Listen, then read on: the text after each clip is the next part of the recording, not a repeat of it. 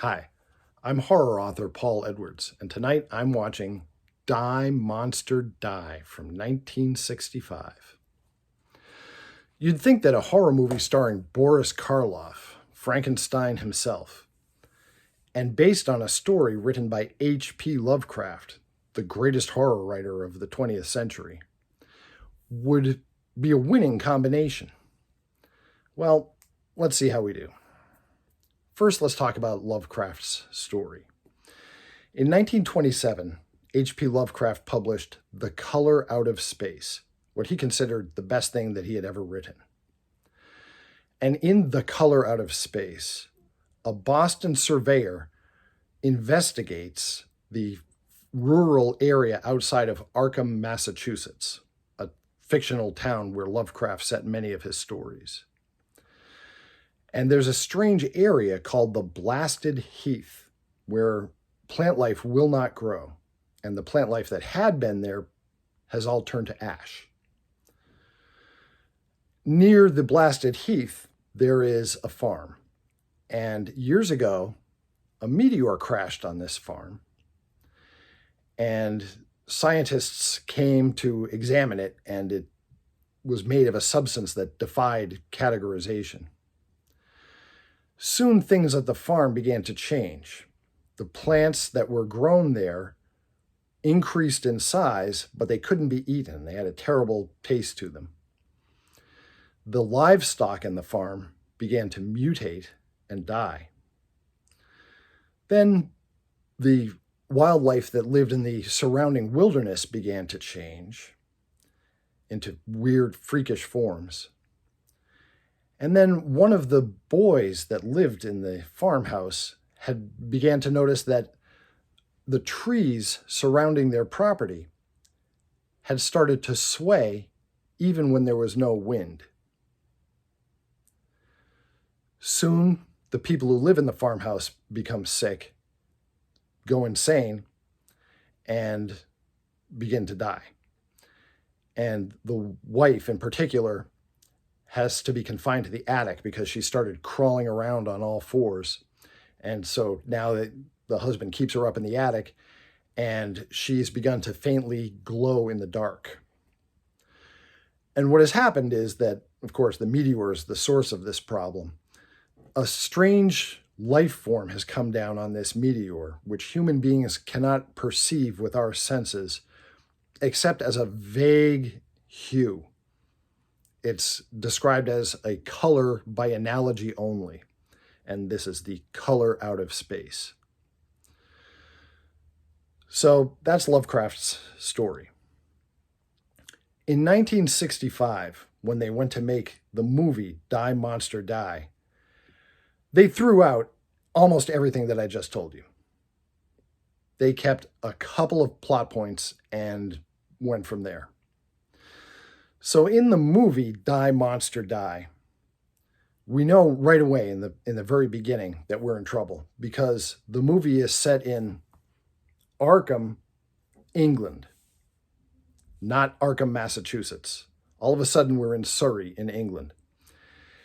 And a young American played by Nick Adams, who was a sort of a tough guy actor, has come to the village to visit the home of his fiancée and her elderly father, who's played by Boris Karloff. And when Nick Adams' character arrives in the village, nobody will help him get a ride to this Whitley home. They won't even tell him where it is. He winds up having to walk there. And on his way, he passes a blasted heath, one of the few plot elements that they kept from Lovecraft's story, an area of desolation where nothing will grow. And beyond the blasted heath, he reaches the house, and of course it's not a farmhouse, it's an English manor. Boris Karloff tries to discourage Nick Adams' character from staying, but of course he does stay.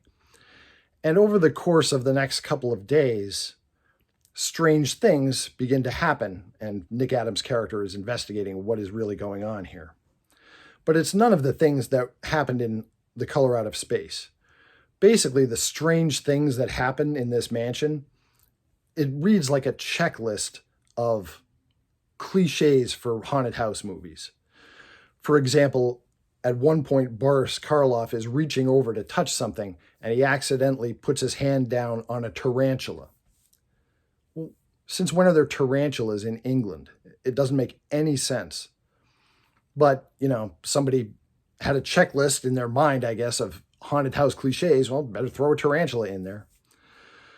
There are all kinds of things like that. The house is decrepit and shrouded in cobwebs in some places. And really, the set design for the house doesn't look anything like Lovecraft's farmhouse. What it looks like is a set from one of the Roger Corman, Edgar Allan Poe movies that were very popular at the time that this was made. Clearly, they were trying to imitate the look and feel of Roger Corman's Edgar Allan Poe films. And so basically what we have here is a poor man's Roger Corman production. And anytime you use the words a poor man's Roger Corman anything, you know you're in serious trouble. So as the investigation goes on by the young man, he hears strange noises on the property. And, they'll be sitting at the dinner table and there'll be this ghastly, otherworldly shriek from outside. And Nick Adams' character will say, "What was that?" And Boris Karloff will just stare at him. A lot of very cliched scenes like that. Several jump scares. The atmosphere is pretty good in terms of having a creepy atmosphere on this property. And there's a greenhouse which has a secret inside it.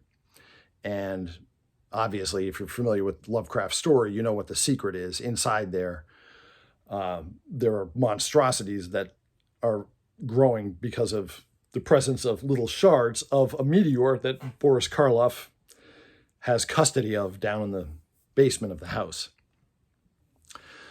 So, and Boris Karloff does as good a job as he can with this material. I should point that out too. A good sign, I think, for an actor is when they're cast in something that's not a great film, but they do their best to make it as good as they can. And Boris Karloff does do his best to sell the material that he's given here. So I don't fault him. And Nick Adams is fine. I mean, he basically plays himself in every picture that he does. And, he's an all-American, tough-talking guy. And it just happens that I have in my possession, if you've ever seen one of my videos before, you'll notice that I have a different vintage monster magazine behind me in each video. Well, this is a 1966 issue of Modern Monsters, and it has an interview with Nick Adams about this film. And here it is.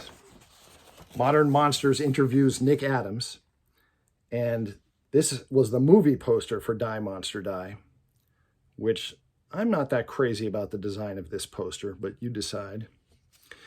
And Nick Adams, in this interview, describes what it was like to make this film, Die Monster Die, with Boris Karloff. And one thing that I found very interesting is that Nick Adams reveals in this interview that he was what we would call a fanboy. He was a monster kid.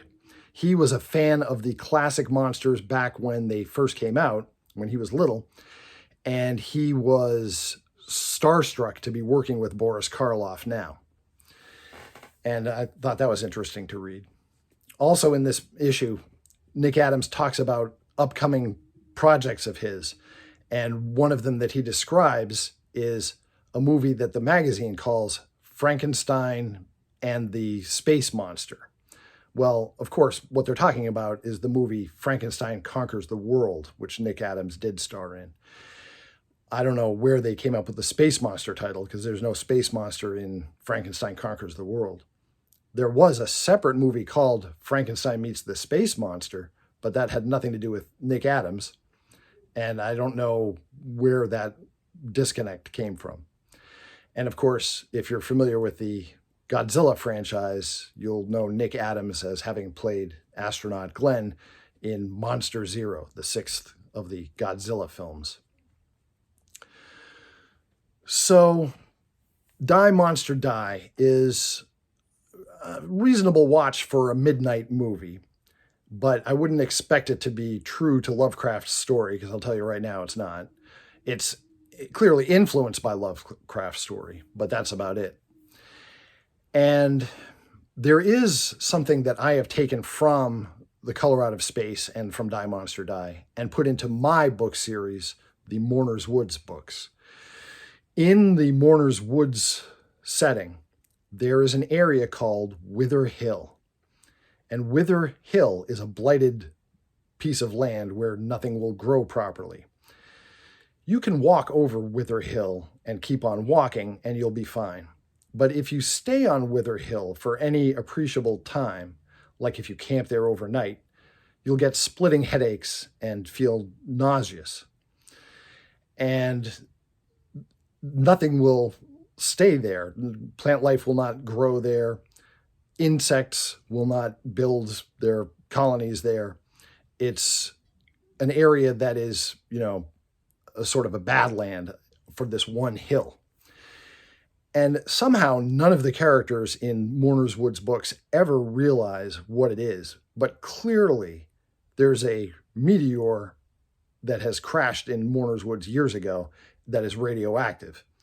And the radiation is what is killing anything organic that comes onto Wither Hill. The meteor is right there. It's just been covered with dirt and sediment over the years. And it seems obvious to me, and I try to make it obvious to the reader that that's what has happened. But the people themselves in the stories never seem to figure out what is wrong with Wither Hill, and I doubt they ever will. So that's basically what we've got in terms of Die Monster Die, a film that is based loosely on a Lovecraft story, but probably not going to be satisfactory to people who are really serious Lovecraft fans. Now, Die Monster Die was released theatrically in the United States on a double bill with Mario Bava's Planet of the Vampires, a much better film. And in England, it was released on a double bill with a more appropriate movie, Haunted Palace. And Haunted Palace was a Roger Corman production using an Edgar Allan Poe title, although the story itself was actually not a Poe story. It was a different H.P. Lovecraft story that they were adapting. So that double feature actually made a lot more sense. You were getting basically two Lovecraft stories with very similar set design in a double feature. And that, to me, that makes a lot more sense. I first became aware of Die Monster Die because when I was a kid growing up in Boston, it was on Creature Double Feature paired with the film Burn, Witch, Burn. And that was the greatest double feature in terms of titles that they ever showed, I think. Die Monster Die and Burn, Witch, Burn. Not titles you're going to easily forget. If you're interested in classic horror, if you're interested in monster movies, things along those lines, you will really appreciate my book series, the Mourner's Woods novels. They're available at Amazon.com. 99 cents for an ebook, $9.99 paperback. Some of them are available in hardcover, and they also are now out in audiobook. If you're watching or listening to this video at the time that I'm putting it out, then happy Easter. And I will see you the next time that we are going to watch another vintage monster movie.